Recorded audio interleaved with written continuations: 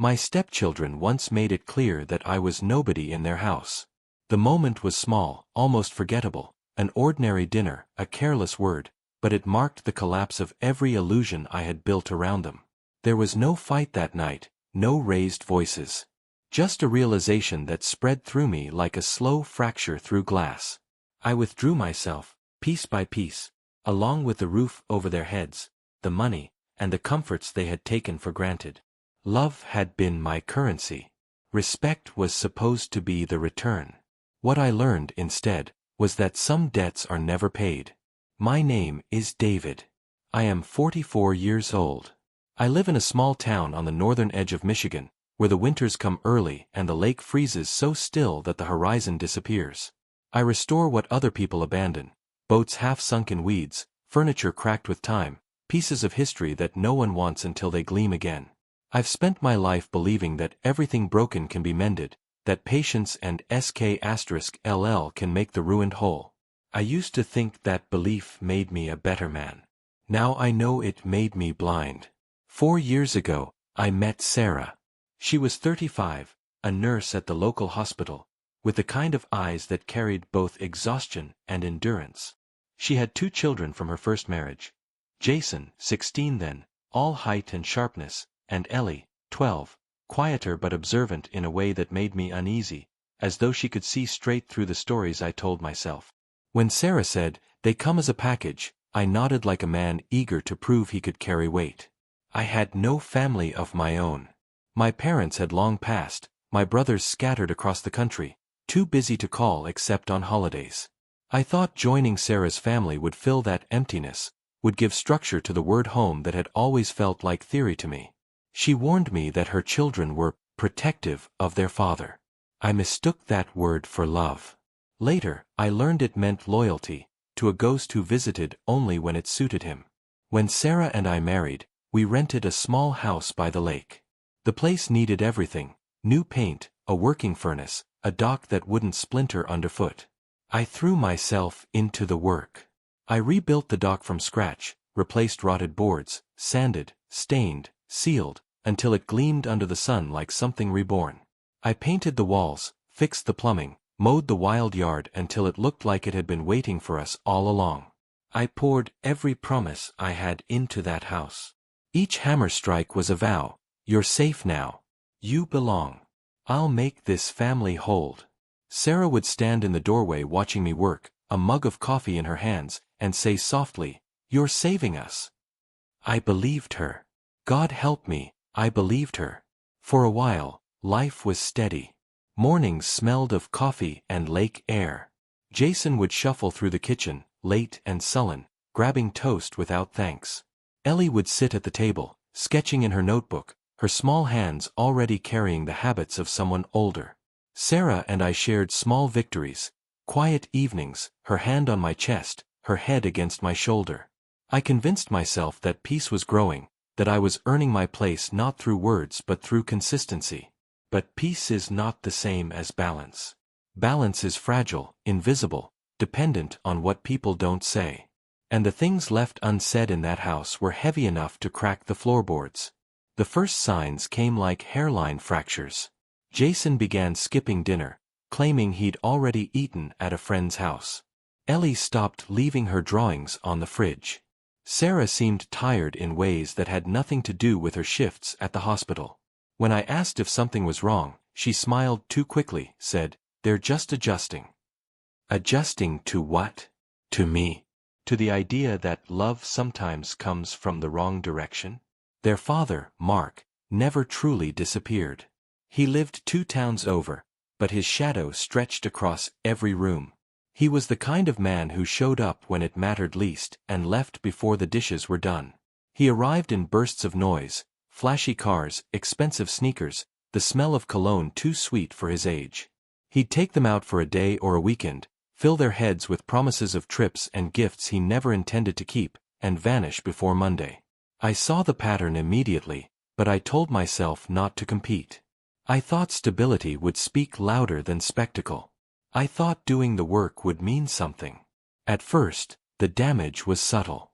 Jason began rolling his eyes when I asked him to take out the trash. Ellie would vanish into her room when I asked for help with groceries. Then the small refusals hardened into insults, each one delivered with a smile that said you don't belong here. Once, when I told Jason we couldn't afford another new phone, he muttered, "Dad would have bought it." Ellie, without looking up from her drawing, said, "Maybe Dad wouldn't make us ask." Sarah said nothing. That silence, more than the words, was what hurt. It was the silence of someone who agreed but didn't want to admit it. I began to feel like a guest who had overstayed his welcome. My own house began to shrink around me. The lake outside, once calming, turned into a mirror I didn't want to look into. I'd work late in the garage sanding wood that didn't need sanding, just to avoid the weight of their absence. I told myself they were teenagers, that defiance was natural, that eventually they'd see the difference between a man who stayed and a man who showed up for photographs. But belief can become delusion if you repeat it long enough. The night that defined everything came 2 years into the marriage. Jason had thrown a party while Sarah worked the night shift. I came home to a house full of strangers, music shaking the windows, beer cans floating in the sink. When I told them to leave, Jason stood at the center of it all, defiant, beer in hand, and said, "Relax. You're not my dad." Laughter followed, bright and cruel. Ellie watched from the stairs, her face unreadable. I looked around at the mess, the stains on the rug, the faces I didn't know, the wreckage of everything I thought I'd built, and realized patience would never bring respect. After that night, something in me shifted. I stopped trying to earn what should have been freely given. I still paid the bills, still fixed the house, but my heart wasn't in it. Every nail, every dollar, every gesture of care felt like throwing coins into a well with no bottom.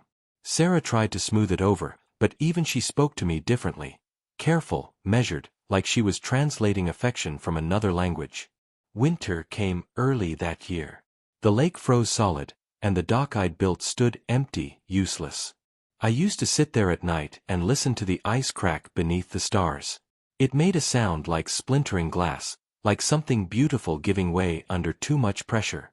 I thought about that sound every time I came home and saw Jason's door closed, Ellie's headphones in, Sarah staring at her phone. The house I'd built with my hands had become a museum of what I'd failed to hold together. Still, I stayed. Because leaving felt like surrender, and surrender felt like failure. I kept telling myself that families are like old boats, they leak, they rot, but if you keep patching, they'll float. The truth was simpler. Sometimes the hull is already gone. Sometimes you're just sitting in the water pretending the motion means you're still moving forward.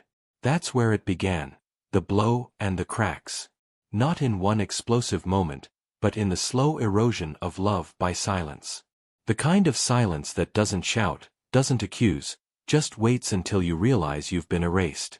I didn't know it then, but that night at the dock, listening to the lake groan under the weight of ice, I was already planning my escape. Not consciously, not with anger or revenge. Just a quiet understanding forming in my chest. That one day, when they told me I was nobody, I would finally believe them, and I would act accordingly. The house never felt empty after that night. It felt occupied by something invisible, resentment, maybe, or memory. Every sound carried an echo that didn't belong to me. Even the floorboards seemed to remember another man's weight. His name was Mark, though in our house his presence never needed a name. He existed in stories, in comparisons, in the way the children's faces changed whenever his name was spoken. He was the phantom against whom I was measured, and I always came up short. Mark had the kind of charm that never dies, just sours. He could make a room believe he cared for 5 minutes at a time. He drove shiny cars, wore cologne you could smell from the porch, and had a grin that promised adventure without consequence. He was the kind of man who vanished right before the cleanup. I used to think that kind of irresponsibility made him weak. Later, I learned it made him unforgettable. He lived 2 towns over with a new girlfriend and a new job every 6 months. But he hovered around us like static. He'd call the kids late at night, make wild promises, vacations, new gadgets, weekends full of fun, and when those promises crumbled, Sarah and I were the ones sweeping up the disappointment. Yet somehow, in their eyes, he remained the hero. I never tried to replace him. I didn't want to. I just wanted to steady what he left unbalanced. But the shadow he cast stretched too far, and no matter how hard I worked, I couldn't step out of it. At first, the damage was small. Jason rolled his eyes at my rules, shrugged off my warnings. Ellie stopped laughing at my jokes. Then came the sharper edges. Jason once told me his father would never nag about grades or curfews. Ellie said quietly that Mark was more fun. Sarah said nothing. Silence became her refuge. The silence hurt more than the words. It meant she'd accepted the balance of power in the house. I was the provider, not the parent. The man who fixed things but didn't matter. Mark started showing up again, always unannounced, always with gifts. Sneakers for Jason. A tablet for Ellie. A bottle of wine for Sarah. He'd step into the doorway like he still owned the place, greet me with that salesman's smile, and say, "Dave, you're doing great, man." Holding it down. Holding it down. The phrase stung because it was true. I held everything down, the rent, the repairs, the weight of Sarah's exhaustion. He floated above consequence like smoke. One Saturday, he arrived while I was fixing the garage door. Jason ran outside to greet him before I could wipe the grease from my hands. The sound of his laughter, pure, unguarded, was something I hadn't heard in months. I stood there watching as Mark handed him the keys to a used dirt bike. No helmet, no discussion, just a reckless gift wrapped in approval. When I told Sarah it was dangerous, she said softly, "He's just trying to bond with them." I almost laughed. Bonding, in her language, meant undoing. The kids came home from those weekends brighter, louder, but sharper, too.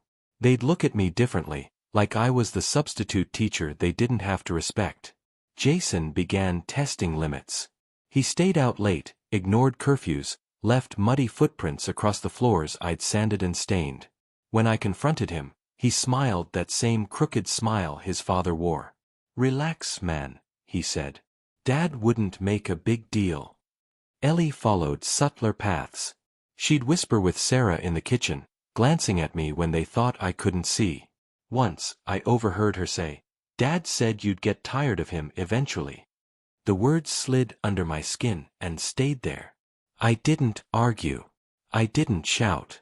I just kept building, fixing, maintaining, because that's what I knew. Work. Patience. Persistence. But patience without acknowledgement becomes servitude. And I was becoming their servant. The turning point came one summer afternoon. Jason had promised to help me repaint the dock. He never showed. Hours later, I found him by the lake with his friends, Mark's dirt bike gleaming beside them. I asked him to come home. He laughed in my face and said, "You're not my real dad." It wasn't new. I'd heard the words before in smaller ways, implied through silence. But that day they hit different. They carried Mark's voice inside them. That night, Sarah tried to explain. "He's just a teenager, David. He's confused." Confused about what? About which man deserves respect. About who pays for his life. I wanted to say all that, but I didn't. I just nodded and walked away. A few days later, Mark came again. He parked his shiny truck in our driveway like a flag planted on conquered land. He wanted to talk, he said. About Jason, about discipline. He called me buddy. "Teenagers need freedom," he told me. "You're too strict. You'll push him away." I looked at him, his perfect hair, his easy confidence, his expensive watch, and I realized he'd never once pushed anything in his life. Other people did the pushing. Men like me. I told him, freedom without respect is chaos. He grinned. "Maybe. But at least they love me." That smile, that single line, was the quietest victory he'd ever won over me. I didn't respond. I just watched him drive away, his engine loud enough to drown out everything I wanted to say. After that, I began to retreat. Not out of anger, but exhaustion. I stopped asking Jason to help with chores. I stopped reminding Ellie about homework. I stopped trying to convince Sarah that silence was complicity. My world shrank to the workshop out back, the one place where we'd listened, where effort meant results. In that workshop, I could still believe in repair. Each nail, each stroke of sandpaper, each layer of varnish, it all answered me with obedience. No backtalk. No betrayal. Just cause and effect. Meanwhile, the house decayed in ways I couldn't fix. Sarah and I still shared a bed, but the space between us grew into something measurable. Jason's contempt turned open. Ellie's eyes hardened. Every gesture of mine, every meal cooked, every bill paid, became invisible. Then came the party. Jason's 17th birthday. Mark offered to host it, together. Against my better judgment, I agreed. I told myself it might ease the tension. It didn't. Mark arrived with his usual noise, music, laughter, a cooler full of beer disguised as soda. He toasted himself more than his son. Sarah laughed along. I stood at the edge of the crowd, an accessory at my own house, watching a man celebrated for being what I'd been punished for, present. At one point, I overheard Jason telling his friends, "Yeah, my dad's the cool one. The other guy just pays for stuff." The others laughed. So did he. I stayed silent. I'd learned that silence, too, could wound. When the night ended, Mark drove off with the same careless promise. "We'll do it again soon." Jason waved until the truck disappeared. Then he turned, saw me watching, and his smile faded. For a moment, guilt flickered across his face. Then he shrugged and walked inside. Sarah found me later in the dark. "He's young," she said again. Always the same defense. "I know," I said. "But one day, youth won't be an excuse." She looked away, unable to answer. That was the night I stopped believing we were a family. We were actors repeating lines written by someone who'd left the stage long ago. Mark's shadow had done its work. It didn't need to linger anymore. It had reshaped the house in his image, a place where I was tolerated, not trusted. And yet, some part of me still believed in redemption. I thought if I held on long enough, if I just kept showing up, they'd see the difference between love that performs and love that endures. But endurance without recognition turns poisonous. It festers. It waits. I didn't know it yet, but the waiting was nearly over. The shadow had reached its edge, and the next time it passed over me, I wouldn't be standing in it. I would be gone. I didn't shout when it happened. Not that night, not any night after. Shouting would have meant I still believed there was something left to save. What came instead was silence. Measured, deliberate, absolute. The kind of silence that can peel the paint off walls. It began with numbers. Late one evening, after another argument that ended in Sarah's exhausted sigh, I sat at the kitchen table surrounded by paper. Receipts, bank statements, invoices. Every corner of our life was there in black ink. Rent, groceries, insurance, phone plans, car repairs, sports fees, music lessons, doctor visits, vacations. Years of sacrifice reduced to columns and totals. I traced my name through them like a confession. I wasn't a husband anymore. I was an ATM with a heartbeat. The realization came not with anger but with clarity, the sort that feels like cold air after a long illness. I stacked the papers into neat piles and labeled them: Jason, Ellie, household, Sarah. The smallest pile, naturally, was mine. At dawn, I poured coffee, black and bitter, and watched the lake through the window. The dock I'd built stood like a skeleton over the frozen water. Somewhere under that ice lay every promise I'd made. That morning, I decided to stop fixing what didn't want repair. The first act of withdrawal was invisible. I stopped filling the gas tank in Jason's car. He didn't notice for 3 days.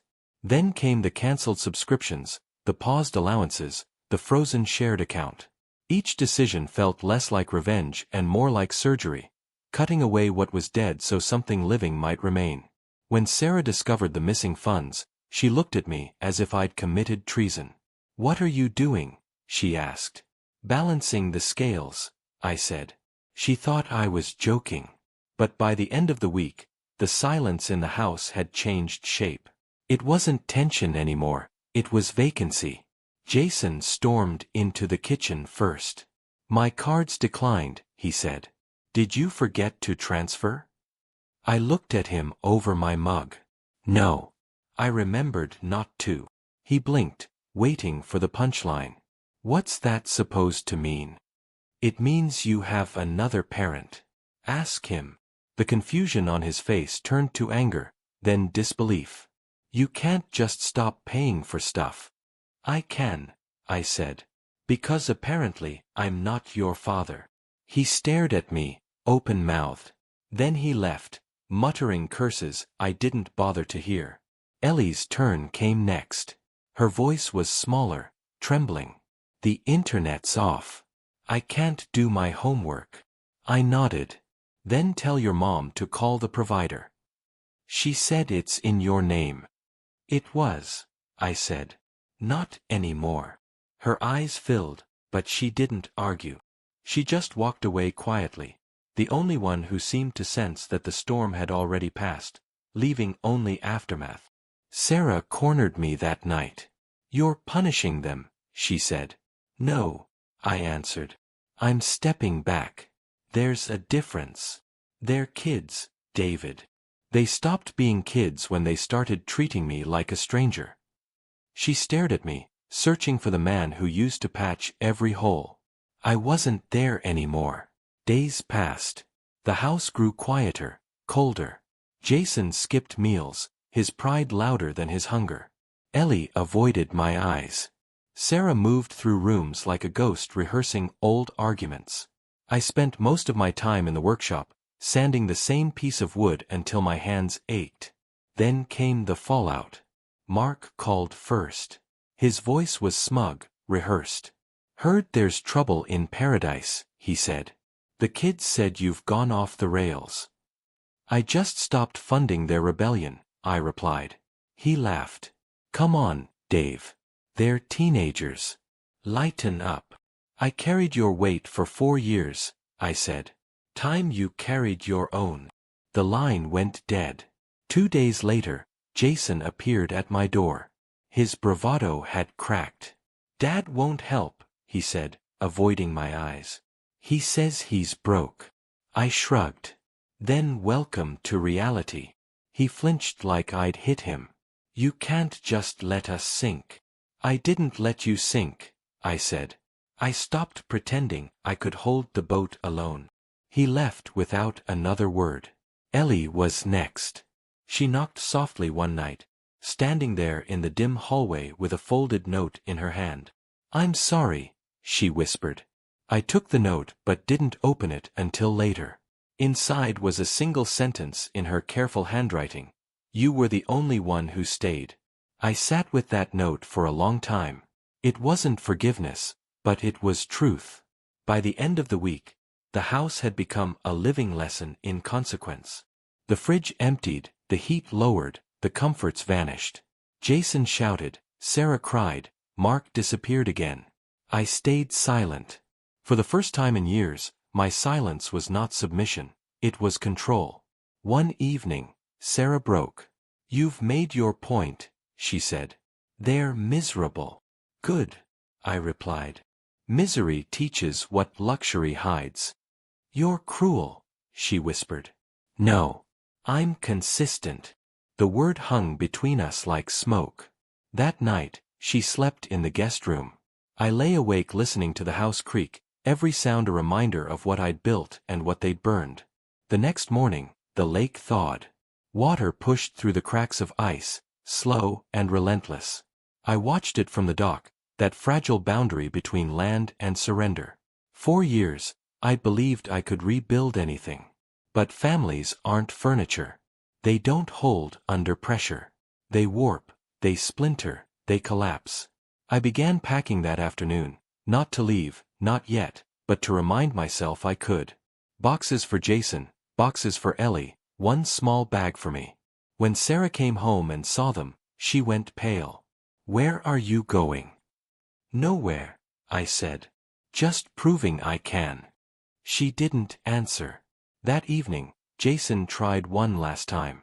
You think you're teaching us something, he said. You're just showing how bitter you are. Maybe, I said. But bitterness is what's left when patience dies. He didn't understand, of course. Few do until they've given everything and received contempt in return. When night fell, I sat at the table again, same as before, the papers neatly stacked in front of me. The only difference was the calm. No shaking hands, no second thoughts. I had stepped out of the storm and realized it had followed me only because I kept standing in its path. Sarah came downstairs once more, eyes red, voice shaking. They need you, she said. They need reality, I answered. You can't just stop caring. I didn't stop caring, I said. I stopped paying for disrespect. She covered her face and whispered, You're breaking this family. No, I said quietly. I'm just letting gravity do what it was always going to do. And with that, I turned off the lights. The house fell into darkness, honest darkness, the kind that hides nothing. For the first time, I felt something close to peace. Not joy. Not victory. Just the relief of a man who has finally stopped trying to glue together pieces that were never meant to fit. Outside, the lake moved again, the ice splitting in slow, deliberate lines. It sounded almost like applause. They came back on a wet Thursday, the kind of gray afternoon that makes a house feel smaller. I heard the car door first, then three shapes in the wavering glass of the front window. Sarah with her shoulders drawn up against the rain, Jason behind her like a soldier who'd lost his map, Ellie holding a plastic grocery bag as if it contained the last of their luck. I didn't open the door fast. I let them stand under the eave, let the weather say what I no longer needed to. When I finally turned the lock, the smell of rain pushed in with them. Sarah's eyes were swollen, the way eyes get when pride and grief have been taking turns with them. Jason looked older by months. Ellie's mouth trembled as if each word might slip and shatter. Can we talk? Sarah asked. We are, I said, stepping aside. But not inside. I left the door half closed, a line they'd have to ask to cross. Boundaries begin with hinges. Jason swallowed. We messed up. The words were shaped like someone else had carved them, rough along the edges. I said things I shouldn't have. And believed things you shouldn't, I answered. Belief is heavier than speech. Ellie cleared her throat. I'm sorry. She held up the grocery bag. Coffee, bread, a jar of cheap jam, the kind of offerings people bring to funerals because they don't know where to put their hands. We wanted to bring something. Sarah stared at the floorboards of the porch. Mark can't, he won't. She didn't finish. Failure didn't need a verb. Where is he? I asked. Gone, Jason said. The word had too many meanings. He said he'd help when he could. He can't. I nodded. Consequences had spoken where I never could. For a long minute we listened to the rain tapping at the gutter. The lake beyond the street was the color of steel. The dock I'd built stood like a verdict. I'm not here to reopen anything, I said. I'm here to set rules. If you want a roof, you stand under it with your own weight. If you want warmth, you feed the fire. If you want a father, you don't spit in his cup. Sarah flinched. I should have defended you. Yes, I said. You should have. I wasn't cruel. I was precise. Precision is the mercy that remains when love has blunted itself on silence. Jason took a breath that lifted his shoulders and dropped his chin. Tell me what to do.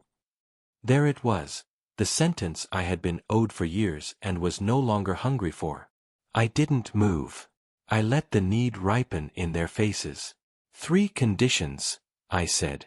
They waited. First, truth. Not the kind you borrow from a weekend parent, not the kind that flatters your fears. The truth that costs. You will say what you did and why, and you will not blame a ghost. Jason nodded, slow. I called you a wallet. I thought it made me loyal to him. It just made me small. Second, Work, I said. This house is not a stage. It is lumber and bills. You will carry both. Jason, you pay the gas and the trash. Ellie, you handle groceries with me and keep the books. Every month the ledger sits on the table. If the numbers lie, you leave. Ellie wiped her nose and whispered, "Okay." Third, respect. It is not a ceremony. It is the ordinary obedience that keeps a family from rotting. I don't need adoration. I need quiet doors, clean dishes, straight answers. You don't have to love me. You have to stop hating what keeps you alive. Sarah raised her eyes. And me. You go to therapy, I said. And when they say something ugly about me, you don't hide in the cushions. You speak. Silence is a P*N. You used it. You put it down now. Her jaw trembled. Yes. I opened the door fully then, a permission, not an invitation. They crossed the threshold like people stepping onto a bridge they had once burned. Inside, the house smelled like sawdust and coffee. I had kept it clean, a kind of prayer. Jason looked at the blank wall where a television used to be, and said nothing. Ellie set the groceries on the counter and started washing her hands, tears making quiet work of her face. We stood in the kitchen like actors between scenes. Ground rules, I said. There is a lock on the workshop. Tools are earned, not borrowed. Internet shuts off at 10. Chores are posted. If you miss 2 without a reason, you miss dinner. You will speak to me as the man of this house. Not a hero. Not a friend. A man. Clear. Jason's voice was sand. Clear. Ellie nodded. Sarah touched the back of a chair but didn't sit. Can I cook? She asked, small. I want to do something right. You can start by listening, I said. The doing will come. That first week was all splinters and quiet. They moved around me like people in a museum of consequences, careful not to touch the tapestries they'd torn. Jason started in the garage, sweeping, sorting screws into jars, obeying the names I'd written on masking tape years ago. Brass, galvanized, stripped, my little taxonomy of order. He was clumsy with the broom, proud with the trash bags, angry at his own relief. Ellie rose early. She learned the ledger. Milk. Eggs. Detergent. Numbers turned obedient under her pencil. Once, I found a note by my coffee cup. You were the only adult here. I'm sorry it took hunger to teach me. I folded it and kept it in my pocket until the ink wore thin. Sarah went to therapy on Mondays. She came home with reddened eyes and a notebook full of phrases I'd used years ago, now stamped as wisdom by a stranger. She told me she had practiced saying, "Stop. That's my husband." The first time she said it out loud in the kitchen, the word husband sounded less like a label and more like a boundary. It surprised both of us. Mark texted twice. The first message was a shrug shaped like letters. The second was a photograph from a bar, the foam in his glass pretending to be a future. I didn't answer. Ghosts are fed by attention. I let him starve. By the second week, the house changed temperature. Not warm, steady. Jason's hands found rhythm in the shop. He learned the grain of cedar, the stubbornness of oak, the way walnut forgives a patient hand. One evening he held a sanded board in the light and said, almost to himself, "It looks better because I stayed with it." He looked up, eyes level. "Is that what you were doing?" "Staying." "Yes," I said. "Until I wasn't." Ellie started cooking on Thursdays. Nothing fancy, soup, then roasted potatoes, then a chicken that came out dry but honest. We ate in a triangle of silence that wasn't hostile, just careful. After dishes, she'd ask about clamp pressure and stain. I answered like a man peeling an orange, slow, economical, grateful for something simple. Sarah began to speak sooner when a slight rose. Jason snapped once, then twice, and on the third time she said it, clean and firm, "Stop. That's my husband." The room held still. Jason nodded. The sky outside looked lighter, though it was night. We did not pretend amnesia. We set the past on the table like a cracked plate and ate around it. Sometimes Ellie would glance at it and wipe her mouth a little slower. Sometimes Sarah reached for my hand and let hers rest in the air an inch away, unsure if bridges could be rebuilt with gestures alone. I didn't pull away. I didn't reach. I let intention sweat. On the first Sunday of the third week, Jason asked to use the truck to pick up lumber. He brought the receipt back without being asked, then carried the boards inside one by one, counting under his breath like a penance. In the evening, he stood in the doorway of the workshop with sawdust in his hair and said, "Thank you." It wasn't a miracle. It was a unit of measure finally exchanged. There were relapses. Pride is a muscle that cramps at night. Jason laughed too loud on a call and slipped into the old script. Ellie hid in her room when the ledger balanced against her. Sarah lost her voice mid-sentence and looked at the floor. I didn't sermonize. Boundaries are not speeches. They are fences you repair when the post leans. By the end of the month, the dock needed oil. I took Jason with me. We worked in silence, boards under our knees, the lake breathing against the shore. Halfway through, he said, "When I called you nobody, I was trying to hurt the part of me that knew different." I kept brushing the oil into the wood, letting him hear his own confession bounce off the water. "I'm not asking for forgiveness," he added. "I'm asking for a chance to keep paying." I nodded. Payment was the language the house finally understood. Sarah joined us with coffee. She touched my shoulder, not tentative now, and said, "I won't be quiet again." The wind tested her promise and passed. That night, we ate on the porch. Ellie counted stars like numbers in a column and smiled when the sum felt right. Jason asked what cedar costs in spring. Sarah laughed at something small and allowed it to be enough. I watched them the way a man watches a repaired hull ease back into water, ready to leap if it takes on more than it can bear. Here is the truth that remains: respect, once broken, never returns as innocence. It returns as contract.